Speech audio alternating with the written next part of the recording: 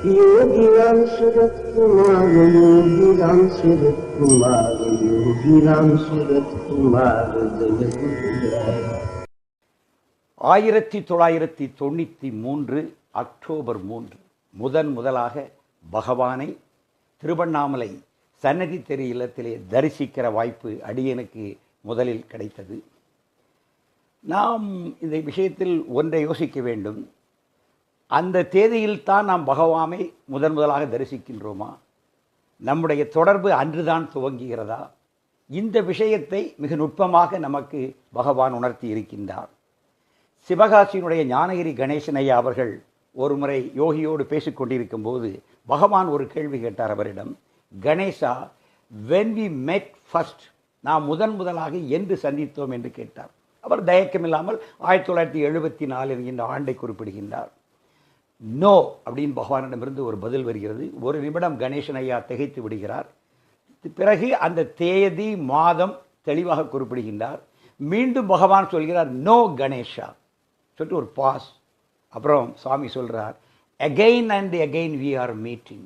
இது கணேசன் அவர்கள் என்னோடு பகிர்ந்து கொண்ட ஒரு அனுபவம். அப்போ பகவான் அதில் ஒரு விஷயத்தை சொல்கிறார், again and again we are meeting. எனவே பகவான் யோகிராம் சுரத்குமாரருக்கும் பக்தர்களாகிய அன்பர்களாகிய நமக்கும் உள்ள உறவு நாம் கேலண்டர் தேதிகளை பார்த்து குறிப்பிடுகின்ற தொடர்பல்ல, அந்த காலக்கணக்குக்குள் இருக்கிற விஷயம் அல்ல. இது ஒரு காலாதீதமான தொடர்பு என்பதை பகவான் எனக்கு உணர்த்தினார் என்பதை தெள்ள தெளிவாக சொல்ல விரும்புகின்றேன். இது காலாதீதமாய் இருக்கின்ற ஒரு உறவு. ஒருமுறை என் மகள் அஜிதா 7வது வகுப்பு படிக்கின்ற போது பகவானை தரிசிக்க சென்றிருக்கின்றோம். அப்போது தர்ஷன் மந்திர் ஆசிரமம் கட்டுமானம் துவங்கிய காலம். எனவே தர்ஷன் மந்திரில் வைத்துதான் தரிசனம்.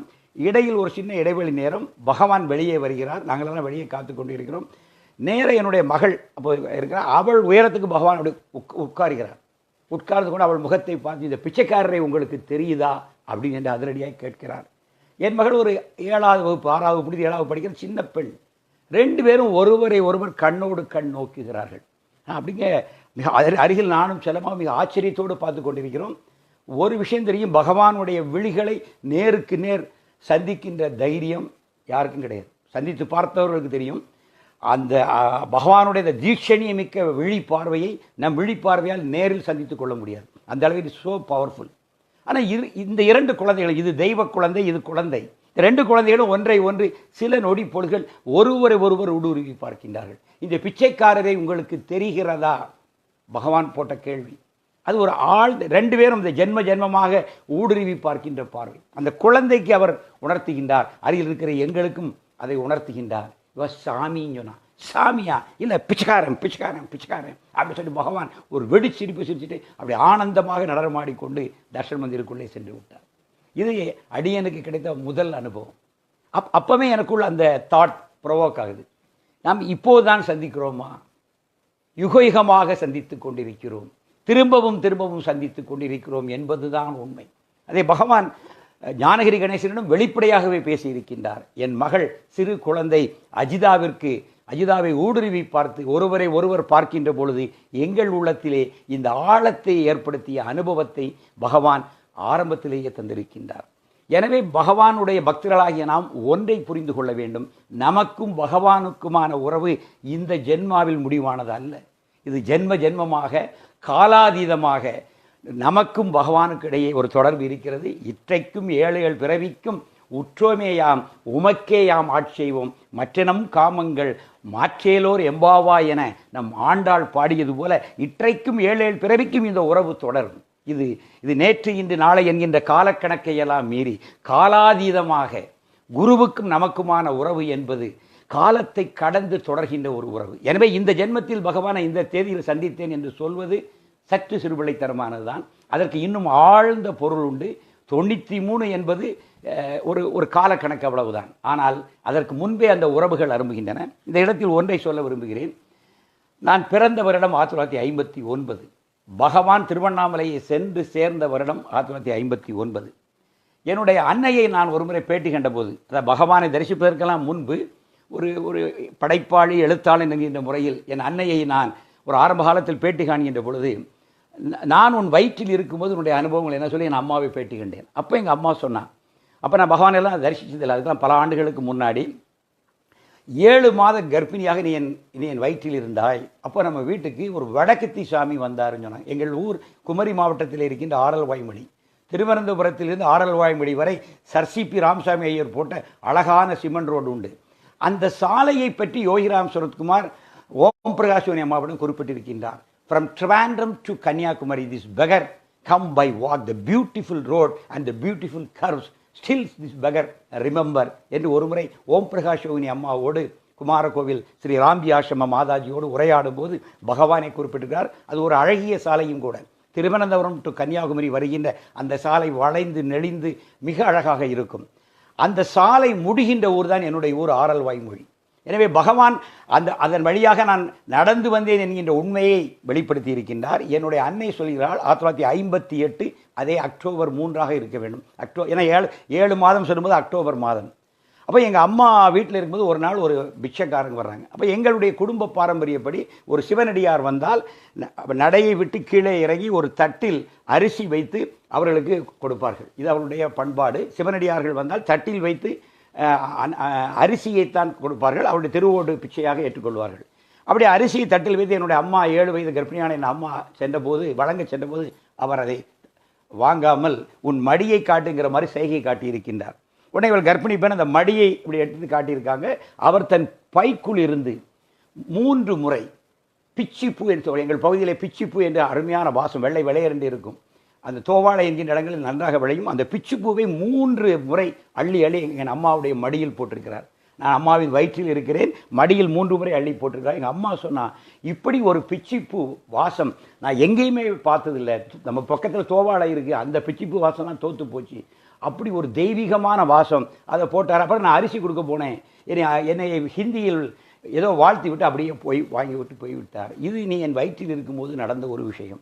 இதை கொஞ்சம் ஒப்பிட்டு பார்க்கும்போது 58களிலே பகவான் நடந்து சென்ற வழியும் இந்த வழிதான். ஏன்னா திருநெல்வேலி சென்றதை நடேசன்ஜியிடம் குறிப்பிட்டிருக்கின்றார். தூத்துக்குடியை சென்றதை முருகேசன்ஜியிடம் சொல்லியிருக்கின்றார். இப்படியே தான் பகவானுடைய பாத யாத்திரை திருவண்ணாமலை சென்று சேர்ந்திருக்கிறது. எனவே எங்கள் அம்மா சொல்கிற காலக்கணக்கை கொஞ்சம் பொருத்தி பார்க்கின்ற போது என்னுடைய ஆழ்ந்த நம்பிக்கை, நான் என் அன்னையின் வயிற்றில் இருக்கும்போதே வந்து வாழ்த்தி சென்ற வடக்கத்தி சாமி வேறு யாருமல்ல, பகவான் யோகிராம் சரத்குமார் தான். இது எங்களுடைய அடிப்படையான ஆழ்ந்த நம்பிக்கை. இன்னொரு செய்தி இந்த இடத்தில், நம்பிக்கை தான் தெய்வம், நம்பிக்கையே தெய்வம். பகவான் சொன்னார் தெய்வ நம்பிக்கை அல்ல, மற்றவர்கள் தெய்வ நம்பிக்கை என்று சொல்வார்கள். ஆனால் நம்முடைய பகவான் சொன்னார் faith is more than any god or any religion. நம்பிக்கையே தெய்வம் என்று வலியுறுத்தியவர் தான் பகவான் யோகிராம் சரத்குமார். எனவே நம்மை தொடர்கின்றார், ஜென்ம ஜென்மமாக தொடர்கின்றார். நமக்கும் யோகிக்கும் உள்ள உறவு என்பது ஜென்ம ஜென்மமாக தொடர்கின்ற உறவு, காலத்தை கடந்து நிற்கின்ற ஒரு காலாதீத உறவு. அதுதான் உண்மை. இதை நாம் உள்வாங்கிக் கொள்ள வேண்டும். அப்போதான் இன்னும் கொஞ்சம் ஆழமாக, இன்னும் கொஞ்சம் அகலமாக நாம் பகவான் யோகிராம் சரத்குமாரை புரிந்து கொள்ள முடியும். இந்த நிலையில் இன்னொரு விஷயத்தை சொல்ல விரும்புகின்றேன். நாங்கள் அவ்வளவுதான், பகவானை 2 முறை ராம்ஜி ஆசிரமத்தோடு ஒரு முறை சென்று தரிசனம், அடியே நேரில் சென்று தரிசனம். திடீரென்று ஒரு முறை நாங்கள் நெல்லையிலிருந்து நானும் செல்லம்மாவும் கிளம்பி சென்றோம். அந்த அனுபவத்தை இப்போதே அவர்களே உங்களோடு பகிர்ந்து கொள்வார்கள். அந்த கும்மி பாட்டு அனுபவத்தை செல்லம்மா அவர்களை பகிர்ந்து கொள்வார்கள். யோகிராம் சரத்குமார், யோகிராம் சரத்குமார், யோகிராம் சரத்குமார், ஜெய குருராயா. எனக்கு பெரிய பேச்சாற்றெல்லாம் கிடையாது.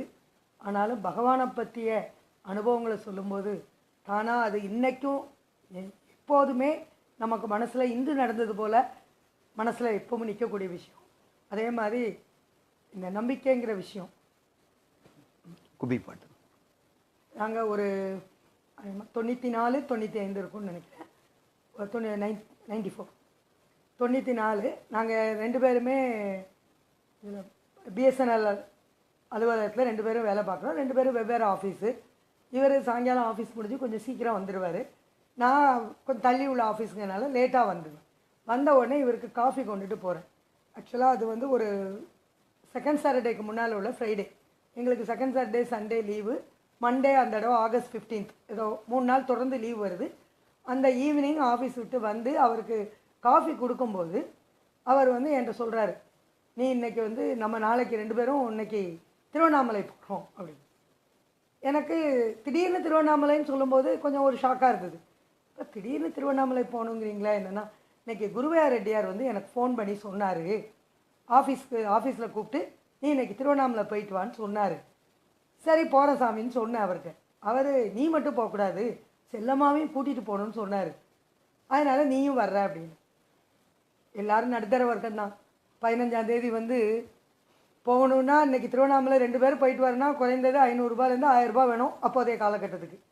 அவ்வளவு பணம் வந்து எங்கள் கையில் அந்த டைமில் இல்லை. அதனால் திடீர்னு போகணும்னு சொன்னீங்க, நீங்கள் வேணால் போயிட்டு வாங்க அப்படின்னு நான் சொன்னேன். இல்லை நீயும் வரணும் அப்படின்னு அவர் சொல்லிட்டு இருக்காரு. அப்போ நீங்களும் போனால் உடனே போனால் நம்ம பணத்துக்கு என்ன பண்ணுறதுன்னு யோசிச்சுட்டு இருக்கும்போது என் கூட ஒர்க் பண்ணுற ஒரு கொலீக் அவர் திடீர்னு வந்து வீட்டு கேட்டை திறந்துட்டு உள்ளே வந்தவர். நாங்கள் மாடியில் இருக்கோம். மாடியில் வந்து அவருக்கு எப்போவோ நான் வந்து ஒரு 1000 ரூபாய் கணக்கு கொடுத்துருந்தேன்.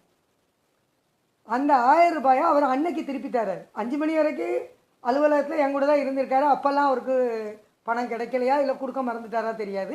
அவர் நேராக நாங்கள் இதை பேசிகிட்டு இருக்கும்போது வீட்டில் வந்து 1000 ரூபாயை கொண்டு கொடுக்குறாரு. சரி, பகவான் வந்து எப்போவுமே சொல்லுவார், இந்த பிச்சைக்காரனுக்காக செலவழிக்கக்கூடிய ஒவ்வொரு ரூபாயும் ஒவ்வொரு மணித்துளியும் ஒவ்வொரு நேரம் பணம் எல்லாமே பல மடங்காக திருப்பி வரும்னு சொல்லியிருக்காரு. அதே மாதிரி அவரை பார்க்க போகணுன்னு நினைக்கும் போதே எப்போவோ கொடுத்த பணம் வந்து திருப்பி வருது. அதுவும் அந்த கொலிகோட பேர் வந்து ஆண்டியா வந்து எங்களுக்கு அந்த பணத்தை கொடுத்தாரு. பணம் வந்துட்டுலாம் கிளம்புனாரு. அடுத்த பிரச்சனை, நாங்கள் குடும்பத்தில் இருக்கவங்க அவரோட அக்கா வந்து ஆடி மாதம் எனக்கு ஆடிக்கழிவு ட்ரெஸ் எடுக்கணும், நான் நாளைக்கு வர்றேன்னு சொல்லியிருக்காங்க. அப்போ உங்கள் சிஸ்டர் வரேன்னு இருக்காங்களே, நம்ம 2 பேரும் போயிட்டோன்னா அவங்க ஏதாவது தனியாக போக தெரியாதுல்ல அப்படின்னு சொல்கிறார். அப்போ அந்த ஆண்டி சொல்கிறாரு, நீ கவலைப்படாத, நான் அக்காவை கூட்டிகிட்டு போயிடுறேன், ஜவுளி எடுக்க தானே போனோம், அவளை நான் கூப்பிட்டு போகிறேன், நீ கிளம்புக்கா அப்படின்னு சொல்லிட்டான். உடனே 2 பேரும் எல்லா 10 நிமிஷத்தில் பகவான் 5:30க்கு அலுவலகம் முடிஞ்சு வந்திருக்கோம். 10 நிமிஷத்தில் இந்த டிஸ்கஷன் எல்லாம் நடக்கு. கீழே வந்து அவங்க அம்மாட்ட சொல்கிறோம் திருவண்ணாமலை போகணுமா அப்படின்னு. பொதுவாக அவங்க வந்து திடீர்னு போகிறோன்னொன்னே என்ன இப்போ சரி போயிட்டு வாங்க அப்படின்ட்டாங்க எங்கள் மாமியாரும். அடுத்த இது வந்து என்னோடய டாக்டர், அவளுக்கு வந்து திருவண்ணாமலைன்னா அவள் அவ்வளவு இதாக இருப்பாள். அப்போ திருவண்ணாமலை போனோன்னா அவளும் வரணும்னு கண்டிப்பாக சொல்லுவாள். 3 பேரும் போகிறதுக்கு பஸ் டிக்கெட்டு அது இதெல்லாம் பிரச்சனை இருக்கும், பணமும் பிரச்சனைன்னு வச்சுக்கோங்க. அவள்கிட்ட கேட்குறோம், அப்போ திருவண்ணாமலை போகணுங்க, போயிட்டு வரலாமா அப்படின்னு. இல்லைம்மா எனக்கு மண்டே ஒரு யூனிட் டெஸ்ட் இருக்குது, நீங்கள் 2 பேரும் போயிட்டு வாங்க அப்படின்னு. அவளும் அதான் பகவான் எல்லா வழிகளையும் டக்குன்னு ஈஸியாக திறந்து விடுறாரு. அப்போ சரி, ஏன்னா 3 பேரும் உடனடியாக 5 நிமிஷத்தில் கிளம்ப முடியாது. ஸ்பீடாக ஒரு 1/2 அன் ஹவரில் கிளம்பி 6:30க்கு நாங்கள் வந்து எங்கள் ஜங்ஷன் பஸ் ஸ்டாண்டில் போய் நிற்கிறோம். அப்போல்லாம் ரயில் வசதிகள் ரொம்ப கிடையாது, பேருந்தில் தான் போவோம். அந்த பேருந்து நிலையத்துக்கு உள்ளேயே போக முடியாத அளவுக்கு 3 நாள் தொடர்ந்து அலுவலக விடுமுறைங்கனால பயங்கர கூட்டம். அந்த கூட்டத்துக்குள்ளே போய் நாங்கள் எப்படி இதில் பஸ் ஏறி நம்ம ஸ்டாண்டிங்லேயே போக முடியும் அப்படின்னு நினச்சிட்டு பஸ் ஸ்டாண்டுக்கு வெளியே நிற்கிறோம். ஒரு பஸ்ஸு வெளியே வருது. அந்த பஸ்ஸுக்குள்ளேருந்து ஒரு ஆள் இவங்களை கூப்பிட்டு, அண்ணா எங்கே போகிறீங்க அப்படின்னு கேட்குறாரு. யாருன்னு பார்த்தா எங்களுடைய ஆரல்வாய்மொழி ஊரில் உள்ள பழைய தோழர் ஒருத்தர். அவர் அந்த பஸ்ஸில் கண்டக்டர். திருவள்ளுவர் பஸ்ஸு, சென்னைக்கு போகிற பஸ். உடனே எங்களுக்கு விழுப்புரம் வரைக்கும் போகணும்ப்பா அப்படின்னு சொல்லுங்க. யாருண்ணா, விஐபி சீட்டு காலியாக இருக்குது யார் அப்படிங்கிறார். அடுத்த நிமிஷம் விஐபி சீட்டில் உட்காந்து அடுத்த நாள் காலையில் 6 மணிக்கு நாங்கள் விழுப்புரம் இறங்கி 7 மணிக்கு திருவண்ணாமலை நாடாராஜுக்கே போயிட்டோம். அப்போ பகவானை அவரை தரிசிக்க போகணும்னு நம்ம மனசில் நினச்ச உடனே அவர் ராஜபாட்டை போட்ட மாதிரி வரிசையாக எல்லாத்தையும் கிளியர் பண்ணி அங்கே போயாச்சு. ஆனால் அப்போ வந்து நாங்கள் ஒரு 2-3 தடவை, நான் வந்து 2வது தடவையாக தான் போகிறேன் பகவானை பார்க்க. பஸ்ஸில் போகும்போது இவர் வந்து கும்மி பாட்டுன்னு ஒரு பாட்டு எழுதி வச்சுருக்காரு. அந்த பாட்டை நாங்கள் எழுதி செராக்ஸ் எடுத்து கையில் வச்சுருக்கோம். பகவானை பார்க்க காலையில் 10 மணி செஷனுக்கு உள்ளே போயிட்டோம். காலையில் செஷன் முடிஞ்சுது. மத்தியான செஷன் 4 மணிக்கு ஆரம்பிக்குது. 4 மணிக்கு போய் அங்கே உட்காந்துருக்கோம். அப்போ கொஞ்ச நேரம் எல்லோரும் நாமா சொல்லிகிட்டு இருந்தோம். அந்த டைமில் யாரோ மலேசிய அன்பர்கள் வந்தாங்கன்னு பகவான் வந்து அவங்க வழி அனுப்ப வாசல் வரைக்கும் போயிருக்காரு. எல்லோரும் நாமா பாடல் அப்படி சொல்லிகிட்டு இருந்தாங்க. அப்போ வந்து பகவான் சொல்லி தான் பாடணும் அப்படிங்கிற இதெல்லாம் எங்களுக்கு தெரியாது. அந்த இதெல்லாம் நான் தற்செயலாக ஒரு கேப் கிடச்ச உடனே இந்த கும்மி பாட்டு ஸ்லிப்பு கையில் வச்சுருந்தேன், அதை வச்சு பாட ஆரம்பிச்சேன். அப்போ பக்கத்தில் உள்ளவங்கலாம் முதல்ல ஒன்று சொன்னால் பகவான் திருப்பி வரதை பார்த்தோன்னே, என்ன நீங்கள் உங்கள் பாட்டில் பாடுறீங்க, பாடாதீங்கன்னு கையை தட்டுறாங்க, என்னை தட்டி நிறுத்துங்கன்னு சொல்கிறாங்க. அப்போ பகவான் உள்ளே வந்தவர் இப்படி அவங்க என்னைய வேண்டான்னு சொன்னவங்களை கையை காட்டிட்டு இப்படி கையை காட்டினார், லெட் சிங் அப்படின்னாரு. அப்போ நான் அந்த பாட்டை பாடுறேன். பாடும்போது எனக்கு தனியாக பாடும்போது ரொம்ப திணறி தான் அந்த பாடலை நான் பாடிட்டு இருக்கேன். தடவை ஃபஸ்ட்டில் பாடுறேன். அப்போ நான் ரொம்ப திணற பார்த்த உடனே பக்கத்தில் உள்ள லேடி வந்து இது கும்மி பாட்டு மெட்டு தானேன்னு அந்த பேப்பரை பார்த்து கூட பாட வந்தாங்க. பகவான் அங்கேருந்து இப்படி கையை காட்டிட்டார், பாடாதீங்க நிறுத்துங்கன்னு சொல்லிட்டு என்னை மட்டும் பாட சொன்னாங்க. அப்போ நான் தடவை பாடி முடிக்கிறேன். முடித்த உடனே பகவான் ஒன்ஸ் மோர் ப்ளீஸ் அப்படின்னாங்க. எனக்கு அப்படி அந்த சூழலை வந்து எனக்கு எப்படி என்னோட மனநிலையை வர்ணிக்கேன்னு தெரியல. அவ்வளவு சந்தோஷமாக அடுத்த தடவை பாடுறேன். ஆனால் நான் பாட கஷ்டப்பட்டு தான் பாடிட்டு இருக்கேன் தனியாக. ஆனால் 2வது தடவை பாடுறேன். பாடினோடனே பகவான் அப்படியே ஒவ்வொரு தடவையும் பாட பாட நான் 3வது லைனில் இருந்தேன். எல்லாருமே கொஞ்சம் பகவான் வியூக்கு போயிருந்தேன். பகவான் எங்கே இருந்தாலும் அவர் பார்த்தா போதும் நம்மளை. இருந்தாலும் எல்லோரும் வழி விட்டு ஸ்ட்ரைட்டாக பகவான் வந்து என்னை பார்க்குற மாதிரி அப்படியே ஃபுல்லாக ப்ளஸ் பண்ணிகிட்டே இருந்தாங்க. 2வது தடவை பாடி முடிக்கேன். The beggar wants to hear the song again once more அப்படின்னா 3வது தடவை. இந்த மாதிரி 7 தடவை பகவான் என்னை இந்த பாட்டை பாட சொன்னார். அப்புறம் மணி the beggar wants to record this song, bring one tape recorderன்னு சொல்லிட்டார். உடனே மணி என்னாச்சு போய் ஒரு டேப் ரெக்கார்டர் கொண்டு வந்து வச்சாங்க.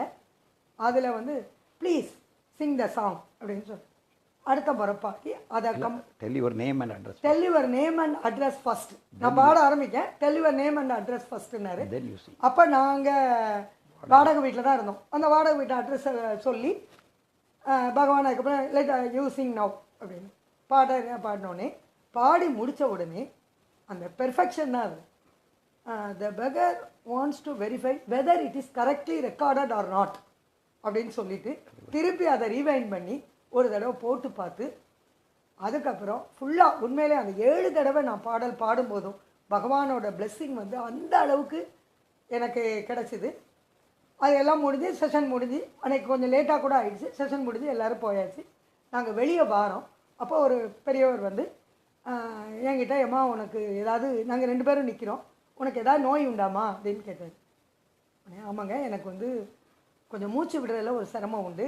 அது ஹார்ட்டில் ப்ராப்ளம்ங்காங்க, லங்ஸில் ப்ராப்ளம்ங்காங்க, என்னன்னு தெரியாது. நான் ட்ரீட்மெண்ட்டில் இருக்கிறேன், மூச்சு விடுறது எனக்கு நல்லா விட முடியாது, திணறுவேன் கொஞ்சம் அப்படின்னு. ஆனால் இன்றைக்கி நடந்தது உனக்கு ட்ரீட்மெண்ட்டு தாம்மா அப்படின்னு சொன்னாங்க. அதனால் அவரை வணங்கிட்டு அவர் அதனால் இன்றைக்கி காலையில் நான் பகவான்கிட்ட இன்றைக்கி பாத பூஜை பண்ண ஒரு ஃபோட்டோ அழகாக 2 பகவான் பாதம் வச்சு அவர் மலர் வச்சு பூஜை பண்ணுற மாதிரி உள்ள ஃபோட்டோ அதை வந்து எங்களுக்கு கொடுத்தாரு.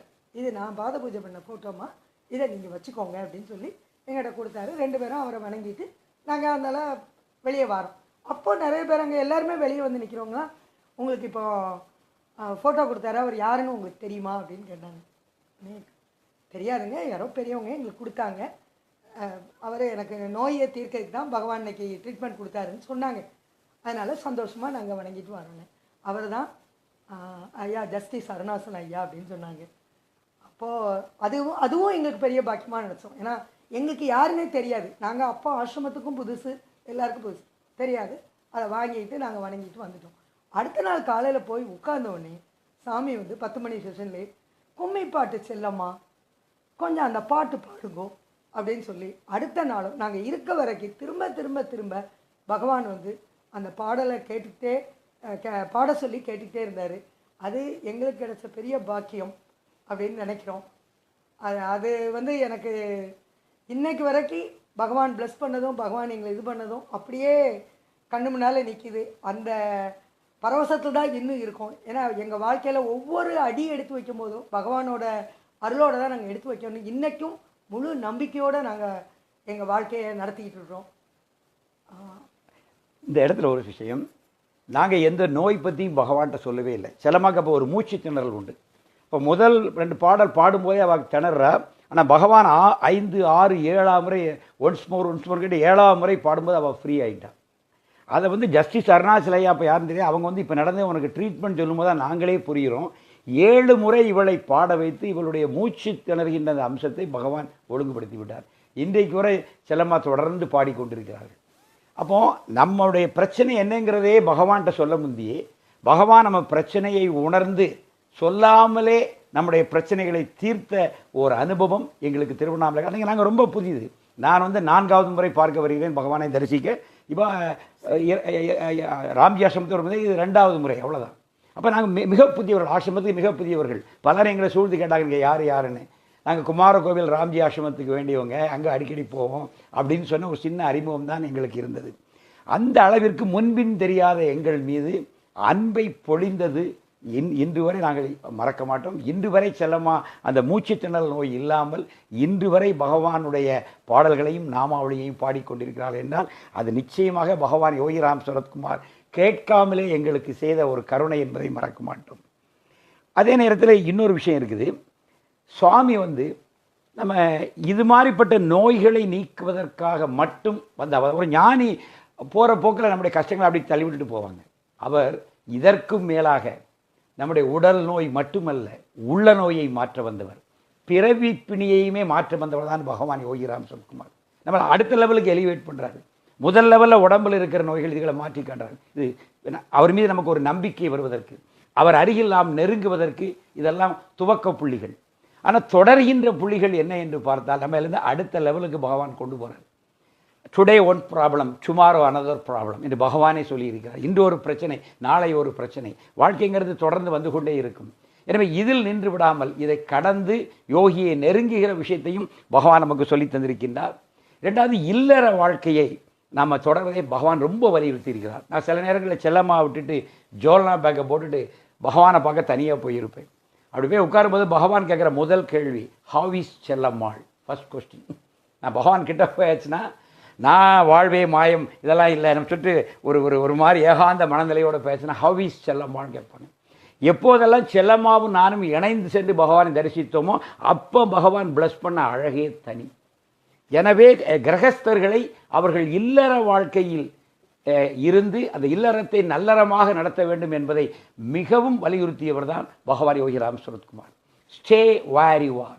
பலர் அந்த குடும்ப வாழ்க்கையை விட்டு ஓடலாம் என்கின்ற சில எத்தனைப்புகள் செய்கின்ற பொழுது பகவான் சொன்ன வார்த்தை ஸ்டே வேர் யூ ஆர். இந்த இடத்தில் நான் இன்னொன்றையும் சொல்ல விரும்புகிறேன். எங்களோட தொடர்புடைய அனுபவம் தான். ஒரு பிரம்மச்சாரி எனக்கு ரொம்ப வேண்டியவர், அவர் பகவானிடம் செல்கின்றார். அவர் சந்நியாசம் வாங்கலாம் என்கின்ற ஒரு எண்ணம். அவர் பகவானிடமே போய் கேட்கின்றார், நான் இப்போது பிரம்மச்சாரியாக இருக்கிறேன், நான் சந்நியாசம் வாங்கிவிடலாம் என்று நினைக்கிறேன் என்று அவர் கேட்கின்றார்.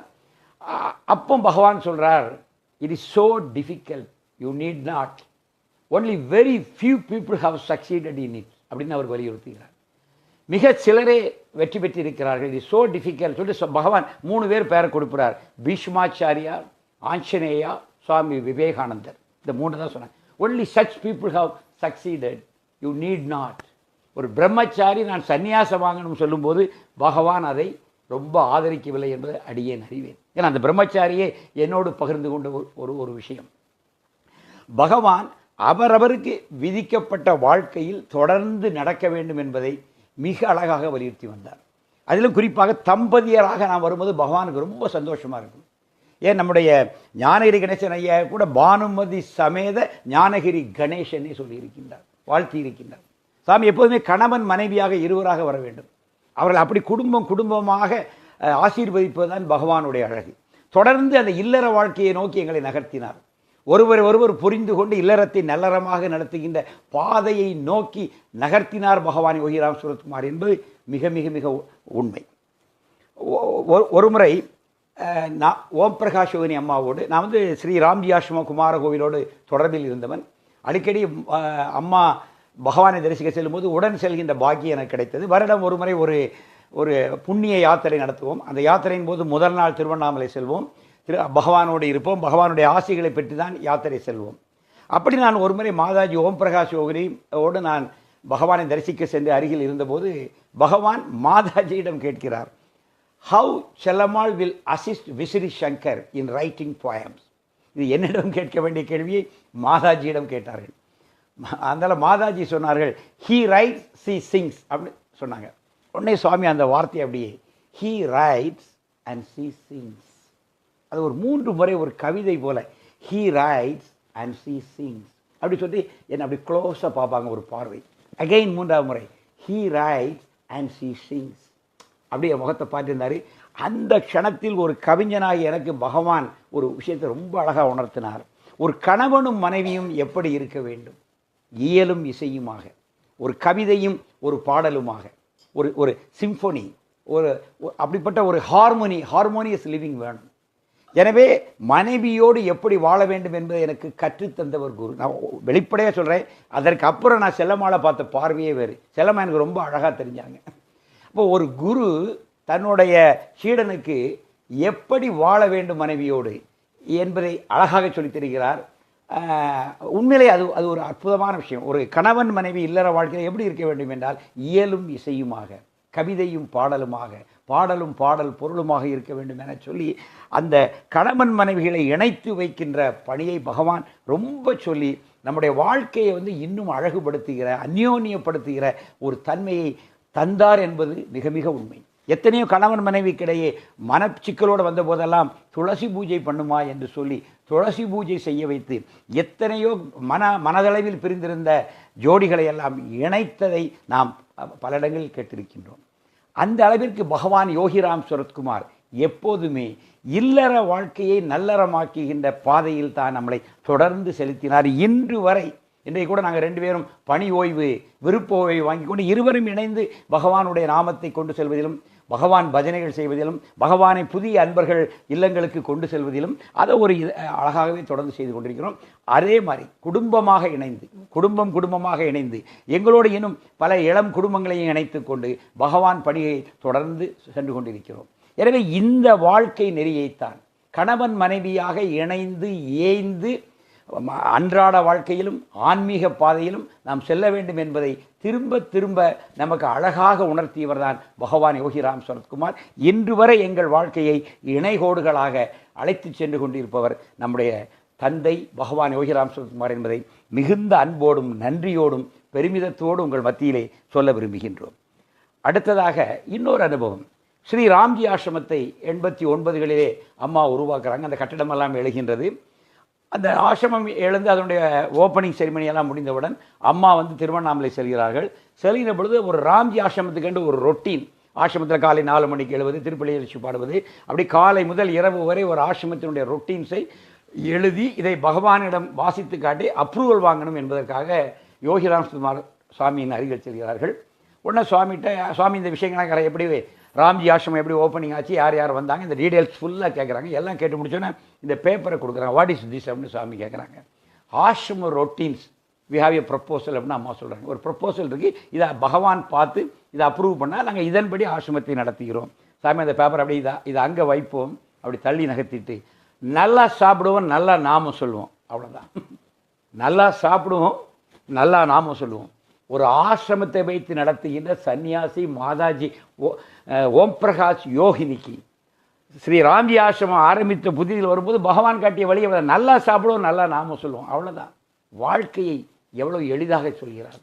நாமம் சொல்வதை பகவான் பிரதானப்படுத்துகிறார். சன்னியாசியாக இருந்தாலும் சரி, சம்சாரியாக இருந்தாலும் சரி, இல்லறத்தானோ துறவரத்தானோ யார் வந்தாலும் நல்லா சாப்பிடுவோம், நாமம் சொல்லுவோம். இதுதான் பகவான் சொன்ன விஷயம். சிம்பிள் லிவிங், சிம்பிள், மிக எளிமையான விஷயம். நாமத்தில் தான் வாழ்க்கை இருக்கிறது. நிறைய நாமம் சொல்லுங்கள், நல்லா சாப்பிடுங்க, சந்தோஷமாக இருங்க. வேறு எந்த ஸ்ட்ரிக்ட் கண்டிஷன்ஸோ வேறு எந்த விதமான தன்மைகளையும் பகவான் போடவில்லை. இப்போ பகவான் அங்கே ஒரு வலியுறுத்துவது நாம ஜபத்தை தான்.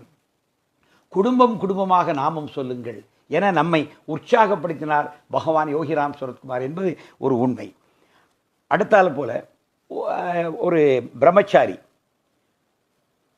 சுவாமியை சந்திக்க போகிறார். ஆக்சுவலி அவர் ஒரு சாது, ரொம்ப வேகமான ஒரு சாது. அவர் சுவாமிகிட்ட போய் ரொம்ப வருத்தப்படுறார். நாடு ரொம்ப கெட்டு போச்சு, இப்போ எல்லாரும் மத மாற்றங்கள்லாம் நடக்குது, என்னெல்லாமோ நடந்துட்டுருக்கு, இப்போ நீங்கள்லாம் அங்கே என்ன செஞ்சுருக்கீங்கிற மாதிரி பகவான் அப்படி கேள்வி கேட்குறாங்க. அப்போ சுவாமி அவர் ஒரு 10 நிமிடம் அவரை பயங்கரமாக கேள்வி கேட்க விடுகின்றார். அவர் நாட்டில் இருக்கிற நெகட்டிவ் விஷயங்களை பூரா சொல்கிறார். சொல்லிவிட்டு நாடே ரொம்ப போச்சு, இந்து சமயம் ரொம்ப பிரச்சனைக்குள்ளாக இருக்குது, நீங்கள்லாம் என்ன பண்ணுறீங்க அப்படிங்கிற மாதிரி சுவாமியை ஒரு குறை சொல்கிற மாதிரி சொல்கிறாரு. உடனே அவர் எல்லாம் அவர் பொங்கி முடித்த உடனே இது அவரே என்னிடம் பகிர்ந்து கொண்டது. உடனே அப்படி 2 கையெடுத்து கும்பிட்டு, sadhu Maharaj, do you think whether God has winded up his business? Sadhu Maharaj, do you think whether God has winded up his business? My father blesses you. சிலவருக்கு ஃப்ரூட்ஸ் கொடுத்து அனுப்புகிறார். இது அந்த சாதுவே சொன்னது. அப்படி என் கன்னத்தில் அடித்தது போல் இருந்தது பகவானுடைய வார்த்தைகள். வார்த்தை சாது மகராஜ். இந்த உலகம் கெட்டு போச்சுன்னு சாதாரண ஆட்கள் பேசலாம். சர்வமும் ஈஸ்வரனே என்று சரணடைந்த ஒரு காவி உடை தரித்த ஒரு சன்னியாசி அப்படி பேசலாமா? சுவாமி நாசுக்காக சாது மகராஜ் 2 கையெடுத்து அவரை கும்பிட்டுட்டு, do you think whether God has winded off his business?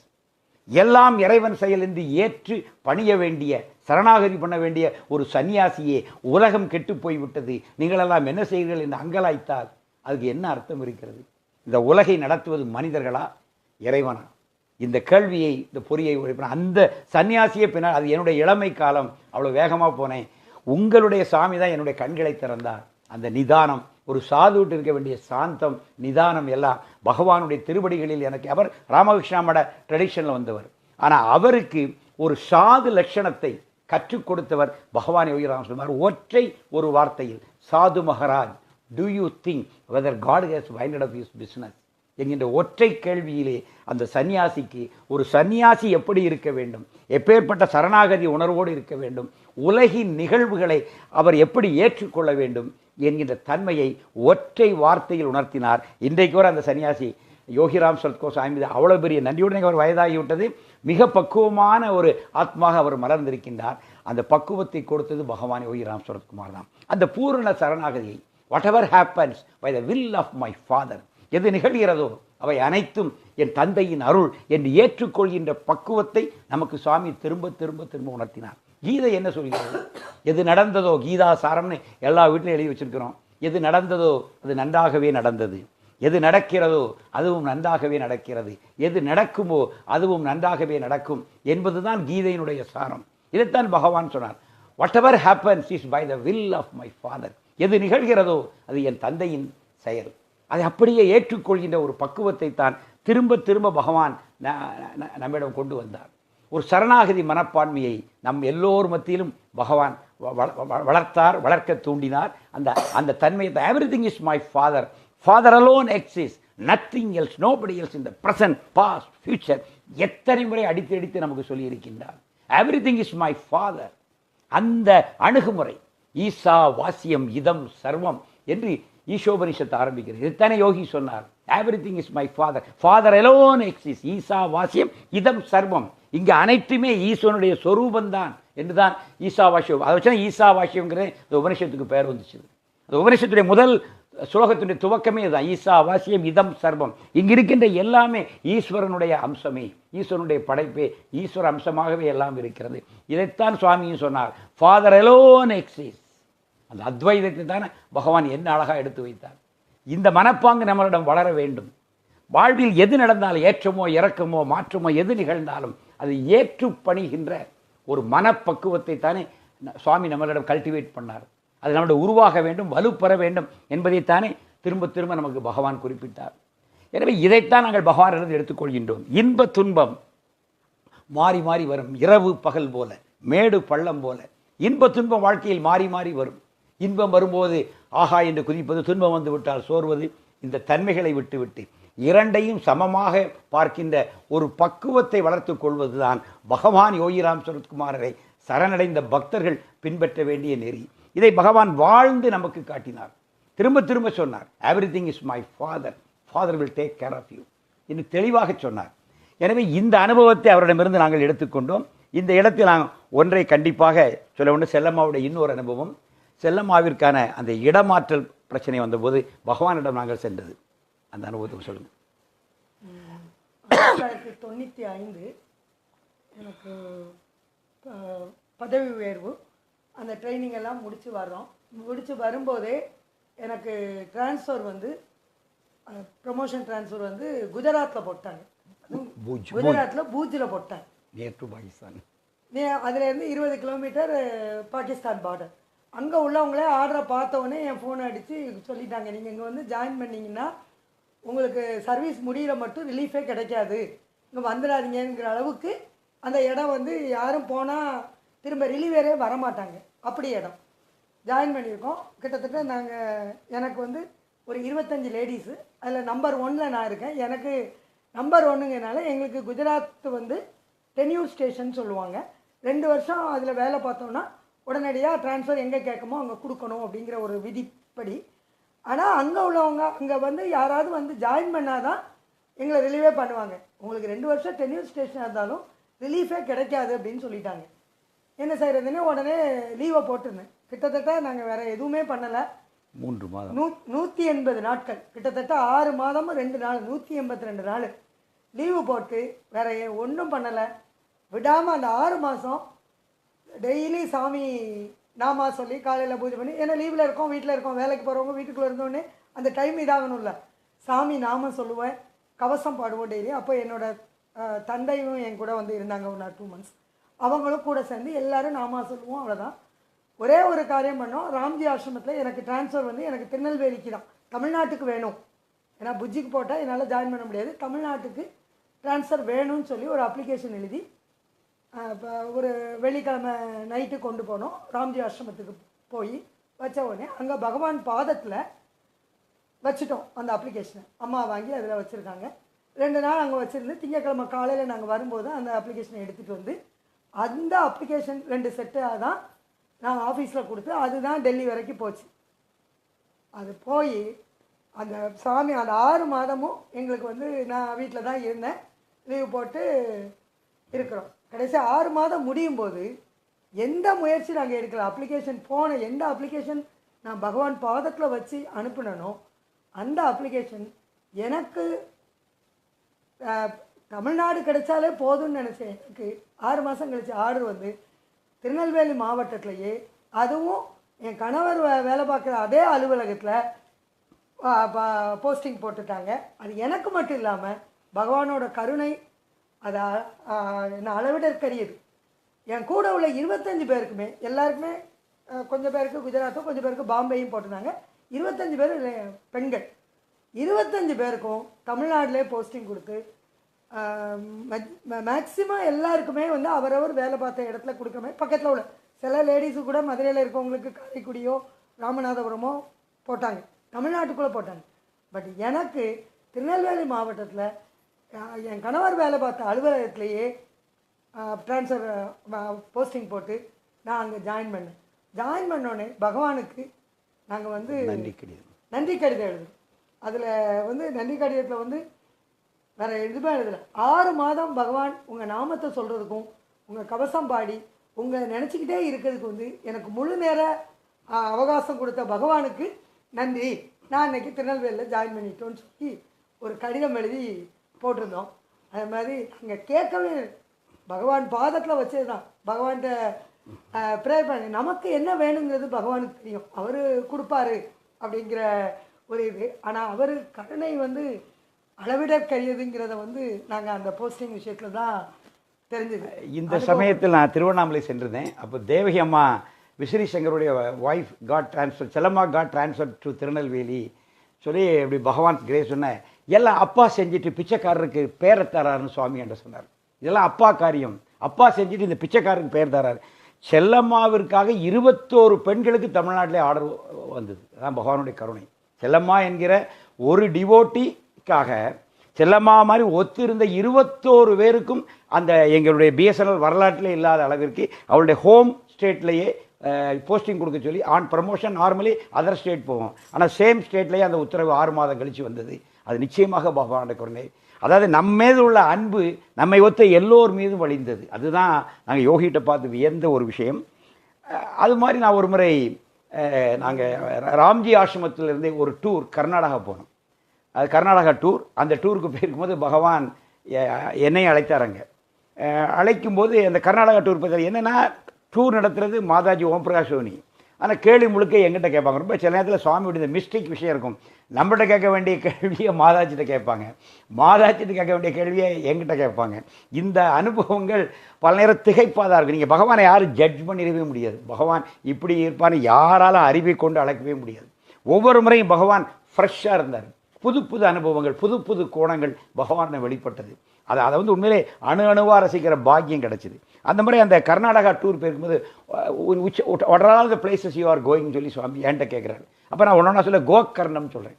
நான் நந்தியால் கோகர்ணம் சொல் கோகர்ன் அப்படி சுவாமி கேட்டார். Yes Swamiji, the beggar has gone to Gokarna அப்படி சொன்னார். உடனே எனக்கு வந்து இன்கொஸ்ட் ஆஃப் காடில் பப்பா ராம்தாஸ் கோகர்ணம் போய் ஒரு இரவு முழுக்க தூங்காமல் ஒரு கடற்கரையில் உட்காந்து ஸ்ரீராம் ஜெயராம் பாடின அனுபவம் வந்து நான் அவர்கிட்ட சொன்னேன், Bhagavan Papa Ramdas has gone there and one whole night he chanted Ram nam. Yes அப்படின்னு சாமி சொல்லிட்டேன். This beggar has gone to one Brahmin house in Gokarn. All the 365 days they are doing Agnihotra அப்படின்னு சொன்னாங்க. டப்புன்னு அதை பிடிச்சிக்கிட்டோம். கோகர்ணத்தில் ஒரு அந்தனர் இல்லத்தில் 365 நாட்களும் அக்னிஹோத்திரம் பண்ணுகிறார்கள். அந்த இல்லத்திற்கு இந்த பிச்சைக்காரன் சென்றிருக்கிறேன் என்று அப்படி போகிற போக்கில் சொன்னார். அதை அப்படியே அடியேன் பிடித்து கொண்டேன். நாங்கள் கோகர்ணம் செல்கிறோம். அதை நான் மாதா ஜலத்தில் கோகர்ணத்தில் அம்மா வந்து 1 hour டைம் கொடுத்தாங்க. அந்த கோகர்ணம் ஆலயம் அங்கே ஆத்மலிங்கம் இருக்குது, எல்லாம் தரிசனம் பண்ணோம். எல்லாம் முடிச்சுட்டு 1 hour கடற்கரை பக்கத்தில் கடற்கரை பார்த்து எல்லாரும் பஸ்ஸுக்கு திரும்பின்னு சொல்லி ரொம்ப ஸ்ட்ரிக்ட் இன்ஸ்ட்ரக்ஷன் ஓம்பராஸ்வரி அம்மா கொடுத்தாங்க. அவங்க ரொம்ப ஸ்ட்ரிக்டாக இருப்பாங்க, ஸ்ட்ரிக்ட் டிசிப்ளின். அப்போ நான் மட்டும் சில கன்செஷன் அப்பப்போ அம்மாட்ட வாங்கிடுவேன். உடனே நான் டக்குன்னு அங்கே இருக்கிற பண்டிட்ட வந்து இப்படி ஒரு பிராமின் ஃபேமிலி இங்கே இருக்குதா. ஆனால் அங்கே கொஞ்சம் மலையாளம் அவங்க நல்லா, அந்த பகுதி கர்நாடகாவாக இருந்தாலும் கேரளா பார்டர்னால அங்கே மலையாளம் நல்லா இருந்துச்சு. எனவே பட் என்கின்ற அங்கே உள்ள கோயில் பூஜாரிகளுக்கு பட் என்று பெயர் முடியும். அந்த பட் ஒருத்தர்கிட்ட பேசினேன், இங்கே ஒரு பிராமின்ஸ் ஹவுஸ் இருக்குதா, அங்கே வந்து இப்படி அக்னி அவங்க அப்படி ஒன்றும் இல்லைன்னு சொல்லிட்டாங்க. எனக்கு ரொம்ப இதாக போச்சு. பகவான் சொன்னார் அந்த வீட்டு நம்ம எப்படி பார்க்காம கோகர்ணத்தை விட்டு திரும்புறது. அப்போ ஒரு சின்ன பிராமின் பாய் அந்த கோயிலோட வந்தான். அந்த பையன்கிட்ட நான் தனியாக கூட்டிகிட்டு போய் அவன் கொஞ்சம் நல்லா மலையாளம் பேசினா அவன்கிட்ட மலையாளத்தில் சொன்னேன்னே வரும் ஞான் விழிச்சு கொண்டு போ, நான் உங்களை கூட்டு போகிறேன்னு சொல்லி அவன் எங்களை கூட்டு போகிறான். நான் மாதாஜி சுவாமி சொன்ன இடம் இருக்குது வாங்கன்னு சொல்லி ஓம்பிராஸ்வரமாக கூட கூட்டிகிட்டேன். நாங்கள் ஒரு 3-4 பேர் மட்டும், மற்றவங்களாம் கடற்கரை பார்க்க போனாங்க. நாங்கள் நேராக அந்த கோவிலுக்கு பின்னாடி ஒரு தெரு தண்ணி கொண்டு போனால் அது அக்ரஹாரத்தை ஒட்டின ஒரு இடம் தான். ஒரு வீட்டில் கூட அந்த பையன் கொண்டு விடுறான். அங்கே போனால் அங்கே ஒரு அக்னி குண்டம் இருக்குது, அழகான இடம். அந்த அக்னி குண்டத்தை இந்த மாடத்தில் பார்க்குறோம், பப்பா ராம்தாஸுடைய படம் இருக்குது. அந்த அம்மாவும் நல்லா மலையாளம் பேசுனாங்க. நம்மளோட ஓம்பிராஸ்வரி அம்மா நல்லா மலையாளம் பேசுவாங்க. எனக்கும் கொஞ்சம் அவங்களோட சேர்ந்து பேசி எனக்கு I know little Malayalam well, ஓரளவுக்கு பேசுகிற அளவுக்கு மலையாளம் தெரியும். அப்போ அந்த அம்மாட்ட கேட்டோம்னா இதுதான் அந்த வீடு, நாங்கள் தலைமுறையாக தினசரி நாங்கள் 365 நாளும் நாங்களே அக்னிஹோத்திரம் பண்ணுவோம். யார் சொல்லாட்டாலும் நாங்கள் அக்னிஹோத்திரிகள். எனவே தினமும் அந்த அக்னிஹோத்திரம் பண்ணுவோம், அந்த ஹோமம் பண்ணுவோம். இப்போ ஒரு 6 மாதங்களாக எங்கள் ஆட்கள்லாம் இல்லாமல் போயிட்டு நின்று போச்சு. இப்போ யாராவது சொன்னால் பண்ணுறோம் சொல்லிட்டு நேற்று கூட இங்கே ஒரு நடந்துச்சு. அப்போ சொன்னாங்க எங்களுடைய மகாத்மா ஒருத்தங்க பப்பா ராம்தாஸ் படத்தை கடை இவர் இந்த மகாத்மாலாம் இங்கே வந்திருக்காங்கன்னு சொன்னாங்க. அப்போ அடியன் பயிலேருந்து ஒரு யோகியினுடைய சின்ன படத்தை எடுத்து இந்த மகாத்மா அவங்க வீட்டுக்கு வந்தாமல் நிறைய மகாத்மாக்கள் எங்கள் வீட்டுக்கு வருவாங்க சொல்லிட்டு நான் அந்த படத்தை அந்த அம்மாட்ட கொடுத்தேன். அந்த அம்மா அப்படியே எடுத்து பப்பா ராம்தாஸ் படத்தில் வச்சாங்க. அதை பார்த்தாச்சுன்னா பப்பா ராம்தாஸுடைய நெஞ்சில் யோகிராம் சுமார் இருக்கின்ற ஒரு படம். உடனே அந்த அம்மா ரொம்ப சந்தோஷமாக நேற்று தான் இங்கே ஒரு ஹோமம் நடந்துன்னு சொல்லி அந்த அக்னித்துறை நடந்த அந்த ஹோமத்தினுடைய அந்த சாம்பல் அழகாக வெண்ணிறத்தில் இருந்துச்சு. அதை வந்து அப்படியே எடுத்து இதை நீங்கள் அந்த மகாத்மாவிடம் கொண்டு கொடுங்கன்னு சொல்லி எங்களுக்கு ஒரு பேப்பரில் வச்சு மடித்து கொடுத்தாங்க. அந்த பிரசாதத்தை எடுத்துகிட்டு நாங்கள் திருவண்ணாமலை திரும்பும்போது பகவான்கிட்ட கொண்டு இந்த அனுபவத்தை சொல்லி கொடுத்து ரொம்ப சந்தோஷமாக யூ டேக் வித் யூ அப்படின்னு சொன்னாங்க. அதை அடியேன் எடுத்துக்கொண்டு போய் நான் இருந்த வீட்டில் பகவானுக்கு டெய்லி நான் பூச்செடிகள் நிறைய வச்சு மலர்கள் பறித்து பூஜை பண்ணுவோம். அதில் இந்த செம்பருத்தி செடி உண்டு. அப்போ இது அந்த செம்பருத்தி செடியினுடைய இதில் போட்டு அந்த பூவை டெய்லி பறித்து பகவானுக்கு வைத்தேன். அந்த அளவிற்கு இந்தியாவினுடைய எந்த மூலையை சொன்னாலும் அந்த இடத்தை பற்றிய ஒரு செய்தியை பகவான் தந்திருக்கின்றார், மறக்கவே முடியாது. இது மட்டுமா, அடியன் இமயமலை சென்றுவிட்டு 96 திரும்பி வருகிறேன். அப்போ சுவாமி 20 நிமிடங்கள் உட்கார வைத்து எங்களோடு உரையாடினார் எங்களுடைய இமாலய அனுபவத்தை. அப்போ வசிஷ்ட குகை பற்றி ஒரு பேச்சு வருது. இப்போ வசிஷ்ட குகை எங்கெல்லாம் போறீங்க சாமி கேட்குறாங்க. நான் வசிஷ்ட குகை நான் அழைத்து சென்ற கேரள சாது அவருடைய குரு புருஷோத்தமானந்த்ஜி மகாராஜ் அதான் வசிஷ்ட குகையை புனரமைத்தவர். வசிஷ்ட குகை என்பது பல்லாயிரம் ஆண்டுகளுக்கு முன்னாடியே உள்ள குகை. நம் காலத்தில் அந்த குகையை ஒரு பிரபலமாக்கியவர், அதை பராமரித்தவர் புருஷோத்தமானந்த்ஜி என்கின்ற மகாராஜ். அவரிடம் சன்னியாசம் வாங்கினவர் தான் நான் அழைச்சிட்டு போன வட இந்திய நம்முடைய கேரளாவை சேர்ந்த ஒரு சாது செல்லப்பன் சுவாமி சொல்லுவோம், லிஹிதானந்தான்னு சொல்லுவோம். யோகிக்கு மிக நெருங்கிய நண்பர். சாமி கூட செல்லப்பன் சுவாமின்னு கூப்பிடுவாங்க. அந்த அளவிற்கு சாமியோட இலக்கமானவர். அவரைத்தான் அடியேன் அவருடைய விருப்பத்திற்காகத்தான் நான் முதலாக இமயம் சென்றது. அவருடைய குருநாதருடைய இடத்திற்கு அழைத்து செல்ல வேண்டும் என்று அது ஒரு சாதுவை அவருடைய விருப்பத்தை ஈடேற்றுவதற்காக நான் என்னுடைய சொந்த செலவில் அவரை இமயம் வரை அழைத்து சென்று அவருடைய குருநாதருடைய சமாதியை காட்டி அங்கு இருந்து மீண்டும் பத்ரிநாத் வரை சென்று தரிசனம் பண்ணிவிட்டு அவரை மீண்டும் அந்த சாதுவை அவருடைய வயது 70-72 வயது அவரை என்னோடு அழைத்து கொண்டு வந்து திருவண்ணாமலைக்கு வந்து பகவான் நன்றி சொல்ல வந்தோம். அப்போ நாங்கள் அந்த வசிஷ்ட குகையிலிருந்து கங்கா நீர் சுவாமிக்கு என்ன கொண்டு கொடுக்குறது? வட இந்தியா போயிட்டு வரோம், பகவானுக்கு நம்ம என்ன ஸ்வீட்டாக கொண்டு கொடுக்க முடியும்? வசிஷ்ட குகையில் இருக்கும்போது அங்கு பியூர் கங்கா ஓடிட்டு இருந்து அந்த கங்கை நீரை எடுத்து அந்த வசிஷ்ட குகையில் இருக்கின்ற சிவலிங்கத்தின் அருகில் வைத்து வழிபாடு பண்ணி அதை ரொம்ப பவித்திரமாக கிட்டத்தட்ட ஒரு 18 நாட்கள் அதை அப்படியே சிந்தாம சிந்தாம அப்படியே கொண்டு வந்து திருவண்ணாமலையில் கொண்டு பகவான்கிட்ட கொண்டு கொடுத்தோம். அப்போ தான் சுவாமி அந்த இது கங்கா வாட்டர்னு சொன்னால் சுவாமி அப்படியே அதை வாங்கி அப்படியே ஒரு பார்வை பார்த்தாங்க. அந்த கங்காவை அவ்வளவு ஆசையாக சுவாமி அதை பார்த்துட்டு, செல்லப்பன் சுவாமி அண்ட் விசிறி Shankar have done a wonderful job to this beggar. They have gone to Himalayas and brought Ganga Jal to this beggar. Vishri Shankar, from where you have collected this Ganga Jal? Near Vasishta Guha, Swami. Oh, Vasishta Guha. Swami, அப்படி ஒரு கணம் அப்படியே நெகிழ்ந்து அப்படியே இருந்தார். அதில் அப்போ செல்வராஜ் என்கிற அந்த அணுக்கத்தோடு தான் பக்கத்தில் இருப்பார். Selvaraj, you go and tell தேவ்ஹி. அப்போ தேவகி அம்மா எல்லாம் உள்ளே இருக்கிற இதுலேருந்து இதை நாம சொல்லிட்டு இருக்காங்க. நாங்கள் வெளியே சேர் போட்ட இடத்துல உட்காந்துருந்தோம். உடனே அந்த வாட்டரை அப்படியே எடுத்து பகவான் தலையில் வச்சார். அது கங்காதரன் அப்படியே தலையில் வச்சார். விசிறி சங்கரன் 3 times செல்லப்பர் Swami has done wonderful job to this beggar. They have gone to Himalayas and brought Ganga jal to this beggar. Go and tell தேவ்ஹி அப்படின்னு சொல்லி தேவகி அம்மாவுக்கு உள்ளே இருந்த அம்மாவுக்கு அந்த பிரசாதத்தை கொடுத்து விட்டாங்க. அந்த கங்கா நீர் அங்கே போய் அன்று வந்து இந்த எல்லா அன்பர்களுக்கும் பிரசாதமாக கொடுக்கப்பட்டு வெறும் பாட்டில் தான் எங்களுக்கு திரும்பி வந்து ஒரு சொட்டு தண்ணி தான் மிச்சம் இருந்தால் அதுதான் என் வீட்டில் உள்ளவங்களுக்கு கொண்டு சேர்த்தேன். என் முதல் ஹிமாலய யாத்திரையை அப்படி பிளஸ் பண்ணார் யோகி. அந்த இடத்துல என்ன சொன்னார்? நம்ம யாத்திரை போயிருந்தோம். எப்படி சொன்னார்னா, we have done a wonderful job to this beggar. They have gone to Himalayas and brought Ganga Jal to this beggar. அப்போ வசிஷ்ட குகை பற்றி சொன்னார். இந்த பிச்சைக்காரன் வசிஷ்ட குகை போயிருக்கிறான், ஆனால் இவனுக்கு he has no chance to have the darshan of Purushottaman ji Maharaj அப்படின்னு சொன்னார். அந்த வசிஷ்ட குகைக்கு பகவான் எனக்கு தெரியும் 50களில் சுவாமி ரிஷிகேஷில் தான் அலைந்து தெரிந்து கொண்டிருந்தார். 50களில் சுவாமி ரிஷிகேஷில் இருக்கும்போது தான் சொர்க்காசிரமத்தில் தங்கியிருக்கிறார். அப்போ இருக்கும்போது தான் நம்முடைய ரமண மகரிஷி ஏப்ரல் 14 அவருடைய சமாதி, அடுத்து மே மாதம் வருகின்ற பொழுது நம்முடைய அரவிந்தருடைய சமாதி. இந்த 2 மகாத்மாக்கள் 1950 தான் அந்த ஸ்தூல உடலை விட்டு செல்கிறார்கள். இந்த செய்தி நம்முடைய பகவான் அந்த மே மாதத்தில் அந்த கோடை விடுமுறையின் போது 47-48 திருவண்ணாமலைக்கு வந்தாங்க. 1950 சுவாமி ரிஷிகேஷில் இருக்கும்போது சொர்க்காசிரமத்தில் இருக்கும்போது இந்த செய்தி கிடைத்தான். பகவான் மிக அந்த காலகட்டத்தில் தான் அவர் வசிஷ்ட குகை போனதுன்னு சொல்ல வசிஷ்ட குகைக்கெலாம் போயிருக்கிறார். இந்த 25 கிலோமீட்டர் ரிஷிகேஷில் இருந்து அந்த வசிஷ்ட குகை அனுபவத்தை பகவான் அப்படி சொன்னார். அந்த புருஷோத்தமானஜி மகாராஜை தரிசிக்கிற பாக்கியம் இந்த பிச்சைக்காரரை கிடைக்கவில்லை அப்படி என்று சொன்னார். அந்த அளவிற்கு இந்த இந்தியாவினுடைய எந்த ஒரு பகுதியை பற்றி நம்ம பேசினாலும் அதை ரிலேட் பண்ணி அதோடு உள்ள ஒரு உயர்ந்த விஷயத்தை பகவான் நமக்கு நினைவுபடுத்துவார் என்பது மிகப்பெரிய விஷயம். தொடர்ந்து பகவான் நம்ம ஃபாலோ பண்ணிட்டு வரார். இந்த 100ஆண்டு விழாவில் நடந்த ஒரு அனுபவம் கூட நாங்கள் சிலமாக சொல்லலாம். இந்த 100ஆண்டு விழாவில் நாங்கள் வந்து ஜனவரி பிப்ரவரியிலே ஒரு திடீர்னு எனக்கு ஒரு சங்கல்பம், 100ஆண்டு விழாவுக்குள்ள 108 இல்லங்களுக்கு பகவான் நாமம் சொல்லி அந்த இல்லங்களுக்கு போகணும். இல்லந்தோறும் யோகி நாமம் அப்படின்னு ஒரு இதை வச்சு 108 இல்லங்களுக்கு பகவானை கொண்டுட்டு போகணும் அப்படிங்கிறது ஒரு இது. அதுவும் ரொம்ப அதிகபட்சமாக பகவான் டிவோட்டிஸ் இல்லாமல் பகவானை பற்றி தெரியாதவர்கள் அவங்க இல்லங்களில் போய் பகவானை பற்றி சொல்லணும், பகவான் நாம சொல்லணும் அப்படிங்கிற ஒரு சங்கல்பம் எடுத்துக்கிட்டு, அப்போ நான் அலுவலையும் இருக்கிறேன். அதனால் முடிஞ்ச அளவு சனி ஞாயிற்றுக்கிழமை லீவு, சனிக்கிழமை ஒரு நாள் லீவ் போட்டு அப்படியே இல்லங்களை இது பண்ணி நண்பர்கள், எங்களுடைய அலுவலக நண்பர்கள், மற்ற நண்பர்கள், உறவினர்கள் எல்லாம் எல்லா இல்லங்களுக்கும் கிட்டத்தட்ட போகணும் அப்படிங்கிற ஒரு சங்கல்பத்தில் அதிகபட்ச நாட்கள் வந்து சனி ஞாயிறு வந்து இப்படி வெளியே போவோம். பக்கத்து ஒரு நாள் காலையில் போயிட்டு இரவு வந்துடுவோம். கொஞ்சம் சென்னை போல் இடங்களுக்கே ஒரு 3 தடவை போயிருந்தோம். ஒரு 3 நாள் லீவ் போட்டு போகும்போது அப்போ எங்கள் வீட்டுக்காரோட மாமியார் வந்து எங்கள் மாமியார் வந்து 86 வயசு. அவங்க கொஞ்சம் உடம்பு சரியில்லாமல் ரொம்ப காதெல்லாம் கேட்காது, பெட்டில் தான் இருப்பாங்க. எல்லாம் அவங்களுக்கு செஞ்சுட்டு போவேன். ஆனால் இந்த மாதிரி வெளியூர் போகும்போது அவங்கள பார்க்குறதுக்கு யாராவது ஒரு ஆள் வேணும்.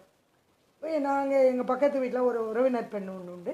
அந்த பொண்ணு தான் டெய்லி வந்து அவங்களுக்கு 3 நேரம் சாப்பாடு கொடுத்துட்டு காலையில் காஃபி கொடுக்கும், ஈவினிங் ஒரு காஃபி கொடுத்து 3 நேரம் டிஃபன்லாம் கொடுத்துட்டு போகும். அந்த பொண்ணு பார்த்துக்கிடும் நல்லா அவங்கள. ஆனால் இரவு வந்து இந்த வீட்டில் தங்குறதுக்கு அதுக்கு முடியாது. இப்போ இன்னொரு பையன், சின்ன பையன் வந்து படிக்கிற பையன், 10th படிக்கிற பையன் கார்த்தின்னு, அவங்க வந்து ஹாலில் படுத்திருந்து படிச்சுட்டு அங்கே படுத்திருப்பான். அவன் துணைக்கு படுத்திருக்கான்னு சொல்லிட்டு போவோம். ஒரு நாள் அந்த பொண்ணு நைட்டு டின்னர் கொண்டுட்டு வரும்போது அந்த பையன் கார்த்தி வந்து இன்றைக்கி எனக்கு வெளியே போகிறேங்க்கா, நான் இன்றைக்கி ஆச்சி வீட்டில் படுக்க மாட்டேன் அப்படின்னு சொல்லிட்டானோ. இந்த பொண்ணு சாப்பாடு கொண்டு கொடுத்தோடனே எங்கள் மாமியார் அந்த பொண்ணுகிட்ட கேட்டிருக்கேம்மா, லக்ஷ்மி இன்னைக்கு கார்த்தி வந்து படுத்துட்டானா அப்படின்னு கேட்டிருக்கு. இந்த பொண்ணுக்கு என்ன சொல்லன்னு தெரியல. ஆமாச்சி, அவன் எங்கேயோ வெளியே போயிருக்கான், வந்து படுத்துக்கிடுவான், நீங்கள் ஒன்றும் கவலைப்படாதீங்க, அவன் வந்து படுத்துக்கிடுவான்னு சொல்லிட்டு இது வெளியே வந்துச்சு. எங்கள் வீட்டை விட்டு வெளியே வரும்போது மெயின் டோரில் ஏறின உடனே நேராக ஒரு ஸ்டெப்ஸ் இருக்கும். ஸ்டெப்ஸுக்கு மேலே அந்த இடத்துல வந்து பெரிய பகவான் படம் ஒன்று இருக்கும். அந்த பொண்ணு வெளியே வந்து கதவை பூட்டும்போது, அது ரெகுலராக எங்கள் பஜன் மந்திருக்கு பஜனைக்கு வர்ற பொண்ணு, சாமியை பற்றி நான் பாடல்கள் எல்லாம் தெரியும், சாமியை பற்றி நாங்கள் சொல்லி தெரிஞ்சவா. அவள் மேலே சாமியை பார்த்துட்டு, சாமி அந்த சாதாரண கிராமத்தில் ஒரு சாமி, அந்த கிளவிட்ட நான் பொய் சொல்லிட்டு வந்துட்டேன், என்ன செய்ய, அந்த பையன் எனக்கு வரமாட்டேன்ட்டான், அதனால் நீங்கள் தான் எப்படியே பார்த்துக்கோங்க சாமி, இங்கே இருக்கீங்களா அவங்கள பார்த்துக்கோங்க அப்படின்னு சொல்லிவிட்டு அந்த லேடி கேஷுவலாக சொல்லிவிட்டு போயிட்டாங்க. மறுநாள் காலையில் அந்த பொண்ணு வந்து 7 மணிக்கு எங்கள் மாமியாருக்கு டீ கொடுக்க கதவை ஓப்பன் பண்ணிவிட்டு அந்த மெயின் டோரை ஓப்பன் பண்ணி அடுத்தாப்பில் உள்ளது ஹால் கதவை திறக்கணும். ஹால் கதவை திறந்த விட்டு வந்தால் திறந்த உடனே சோஃபா செட்டு, 2 சோஃபா செட்டு இந்த பக்கம் கிடக்கு. கரெக்டாக அந்த பொண்ணு கதவு திறக்கவும் பகவான் வந்து அந்த சோஃபாலேருந்து எந்திரிச்சு அவர் ஷாலை வந்து அப்படி தூக்கி போட்டுட்டு தலைப்பாயை கட்டிட்டு ஷாலை அப்படி தூக்கி போட்டுட்டு வெளியே போயிருக்காரு. அந்த பொண்ணு மேலே ஷாலை அப்படி சுற்றி போட்டது வந்து அந்த பொண்ணு மேலே அந்த ஷால் பட்டிருக்கு. பட்ட உடனே அந்த பொண்ணு, ஐயோ நம்ம சாமி சொன்னோம், கரெக்டாக உட்காந்து ஆட்சியை பார்த்துக்கிட்டாரு கொழுக்க, ஹாலில் படுத்து காவல் காத்துக்கிட்டார அப்படின்னு சாமி வெளியே போகவும் இந்த பொண்ணு மனசில் சொல்லிட்டு அந்த டீயை எடுக்கும்போது தான் அந்த பொண்ணுக்கு, ஐயோ சாமியவா நம்ம சொல்லிட்டு போனோம், சாமி வந்து காவல் காத்திருக்காரா அப்படின்ற மாதிரி அந்த பொண்ணுக்கு ரியாலிட்டியாக அதுக்கப்புறம் தான் தெரிஞ்சு அப்படியே ஒரு மாதிரி படம். இப்போ இதை சொல்லும்போது எனக்கே மேலெல்லாம் புல்லரிச்சு போகுது. அந்த பொண்ணு அப்படியே படபடன்னு வந்து அப்படியே அந்த சோஃபாவில் உட்காந்துட்டு அதுக்கு ஒரு 5 நிமிஷம் அதுக்கு ஒன்றுமே செய்ய முடியலையா.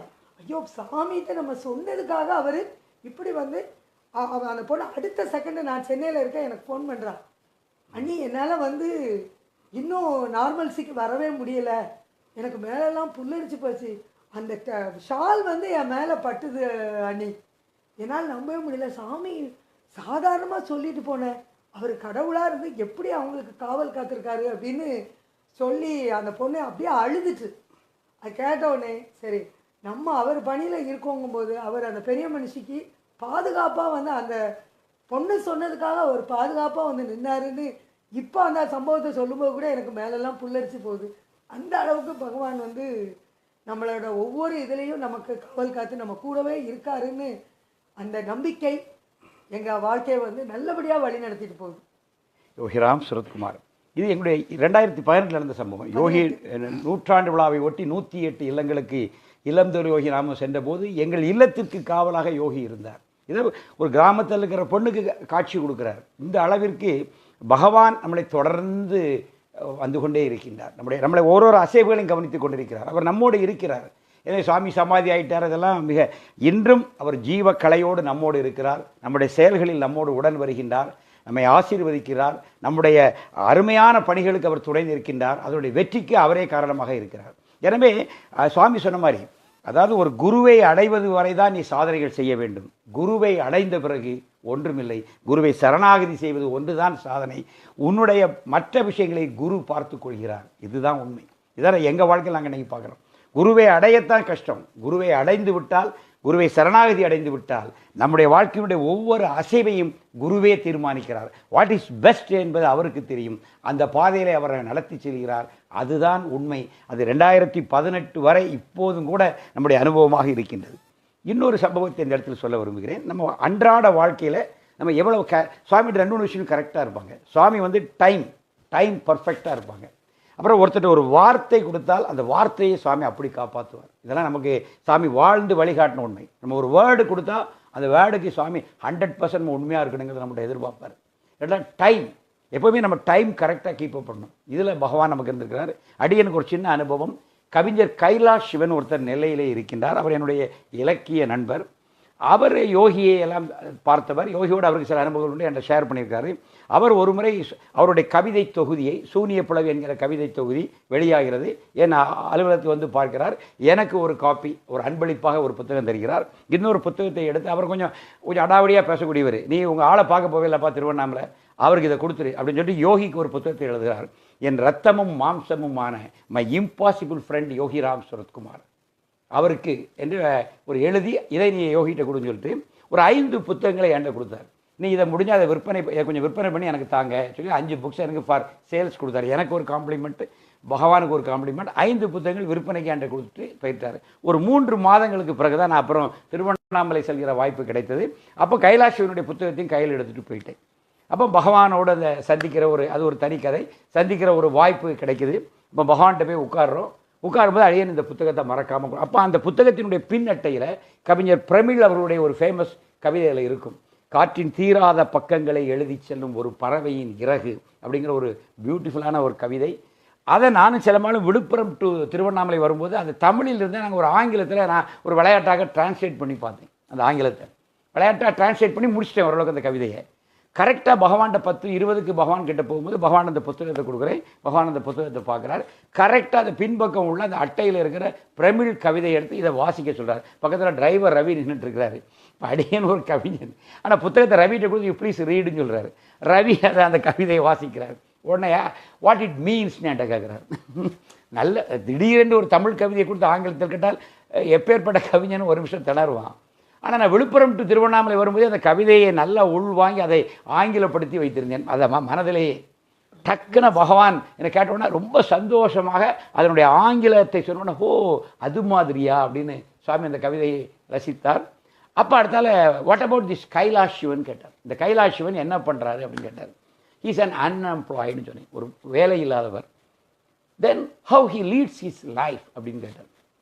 ஹவு ஹி லீட்ஸ்னா by selling literary books. Actually அந்த நண்பர் அவருக்கு எந்த வேலையும் கிடையாது, இலக்கிய புத்தகங்களை கொண்டு வருவார். எங்களை மாறுபட்ட நண்பர்கள் அவர்கிட்ட வாங்குவோம்.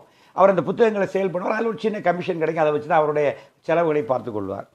அது how he leads his life கேட்டார். பை செல்லிங் புக்ஸ் அப்படின்னு சொன்னேன், லிட்ரரி புக்ஸ் அப்படின்னு சொன்னேன். By selling one book how much commission he will get அப்படின்னு அடுத்த கொஸ்டின் சாமிட்டு வந்துச்சு. எனக்கு தூக்கி வாரி போட்டுது. ஒரு புத்தகத்தை விற்றால் அவருக்கு என்ன கமிஷன் கிடைக்கும். என் பக்கத்தில் இருந்தது செல்லமாக ஒரு அக்கௌண்ட்ஸ் ஆஃபீஸர். உடனே அவங்க அசராக போட்டு பகவான் 5 rupees சொன்னா, ஹோ by selling one book he will get 5 rupees அப்படின்னு சுவாமி கேட்குறாரு. How many books he has given to யூன்னு கேட்டார். எனக்கு அப்படியே நான் தான் சொல்கிறேன், அவர் அன்எம்ப்ளாய்டு, புத்தகம் விற்று தான் வாழ்க்கை நடத்துகிறான்னு பகவான்கிட்ட அவரை பற்றி அறிமுகப்படுத்துகிறேன். ஆனால் என்ன ஆச்சுன்னா, அவர் எத்தனை புத்தகம் அவன்கிட்ட கொடுத்தான்னு கேட்டார். 5 books he has given to me. அதோடு அப்படின்னு ஒரு பார்வை பார்த்தார். அந்த பார்வையிலே எல்லாம் புரிஞ்சிட்டு, ஒரு அன்எம்ப்ளாய்டுன்னு சொல்கிற, புத்தகம் விற்று தான் வாழ்கிறான்னு சொல்கிற, அந்த நண்பன் கொடுத்த 5 புத்தகத்தை 3 மாதமாகி விற்காமல் நீ வச்சுக்கிட்டு இருக்கிற. அதான் எனக்கு சொல்லாமல் சொன்ன விஷயம். அப்போ ஒரு அன்எம்ப்ளாய்டு உன்னை நம்பி 5 புத்தகம் கொடுத்துருக்கான், 3 மாதம் ஆயிருக்கல, ஒரு புத்தகத்தை கூட இதை விற்று அவங்க கையில் காசு கொடுக்கலன்னா நீ ஒரு மனுஷனாடாங்கிறத அப்படியே பகவான் உணர்த்துறாரு. அப்படியே அந்த இடத்துலையே பகவான்கிட்ட மானசீகமாக மன்னிப்பு பண்ணுறேன். நான் திருநெல்வேலி திரும்பியவுடன் இந்த 5 புத்தகங்கள் விற்கிறதோ விற்கவில்லையோ 5 புத்தகங்களுடைய விலையை நானே கொடுத்து விடுவேன், நான் மெதுவாக விற்றுக்கிறேன் அப்படிங்கிற ஒரு முடிவுக்கு வந்து அதே மாதிரி செய்தேன். அங்கே திரும்பியவுடன் கூட அதில் ஒரு விஷயம் என்ன கேட்டாச்சுன்னா, பகவான் அடுத்த நிமிஷம் கேட்குறாரு, this book is exclusively for this beggar அப்படின்னு கொடுக்குறாரு. உடனே அந்த புக்கை yes Swamiji this is for you அப்படின்னு சொன்னேன். உடனே அவர் எழுதுனதை அப்படியே படிக்கிறாரு. ஃபர்ஸ்ட் அந்த புக்கை அப்படியே தூக்கி நெஞ்சில் வச்சார். ஒரு குழந்தை மாதிரி கைலாஷனுடைய அந்த சூனிய பிளவுங்கிற கவிதை அப்படியே நெஞ்சில் வச்சுட்டு அப்படியே கையை அப்படி தூக்குறாரு. அங்கேருந்து அப்படி திருநெல்வேலியே பார்த்த மாதிரி பார்த்து, my father pluses Kailash Sivan, my father pluses Kailash Sivan, my father pluses Kailash Sivan. இதான் பகவான் சொன்ன ஒரு அழகு. அப்படியே ஒரு நிமிடங்கள் அப்படியே போகுது. அப்புறம் பின்னாடி நான் வாரேன். கைலாஷிவன் 1 மாதம் கழித்து பார்க்குறேன். அவர்கிட்ட புத்தகத்தை கொடுக்குறேன். அவர் சொல்கிறாரு, என்னப்பா நடந்துச்சு திருவண்ணாமலையில். அவருக்கு பாரிஸ் தமிழ் சங்கத்திலிருந்து நீங்கள் பாரிஸில் வந்து உரையாற்ற வேண்டும், இந்த புத்தகத்திலிருந்து ஒரு கருத்தை நடத்தி நான் வாங்கன்னு சொல்லி பாரிஸ் தமிழ் சங்கத்திலிருந்து ஒரு அழைப்பு. பெங்களூரில் திராவிட பல்கலைக்கழகம் ஒன்று இருக்குது, அதிலிருந்து இவருடைய புத்தகத்தை வைத்து நாங்கள் ஒரு விவாதம் பண்ணுகிறோம், நீங்கள் பெங்களூருக்கு வர முடியுமான்னு ஒரு கடிதம். பகவான் யோகிராம் சுரத்குமார் கையில் அவருடைய கவிதை சென்ற மறுகணம் பகவான் அவர் அங்கேருந்து பிளஸ் பண்ணுறாரு. அவருடைய கவிதைக்கு உலகளாவிய வரவேற்பு கிடைக்கிறது. இதுதான் யோகிராம் சுரத்குமார். அங்கேருந்து ஒரு அடுத்த நிமிஷம் அவர் வந்தவுடனே அந்த 5 புத்தகத்தினுடைய ரூபாயை கையில் கொடுத்தேன். இந்த புத்தகம் நான் மெதுவாக விற்றுக்கிறேன், அந்த 5 புத்தகத்துக்குள்ளே காசை பிடிக்கும். அப்போ மனித வாழ்க்கையில் நாம் சக நண்பர்களோடு சக மனிதர்களோடு எப்படி நடக்க வேண்டும் என்பதை தெள்ளத் தெளிவாக நமக்கு உணர்த்தியவர் பகவான் யோகிராம் சரத்குமார். எனவே இன்றளவும் பகவான் காட்டிய அந்த வழியில் அவருடைய நாமாவை கூறி எங்களுடைய பயணம் தொடர்கிறது. இதுகாரும் நீங்கள் அன்பு கூர்ந்து தயை கூர்ந்து எங்களுடைய இந்த அனுபவங்களை பகிர்ந்து கொள்ள கேட்டமைக்கு எங்கள் நன்றி. இப்படி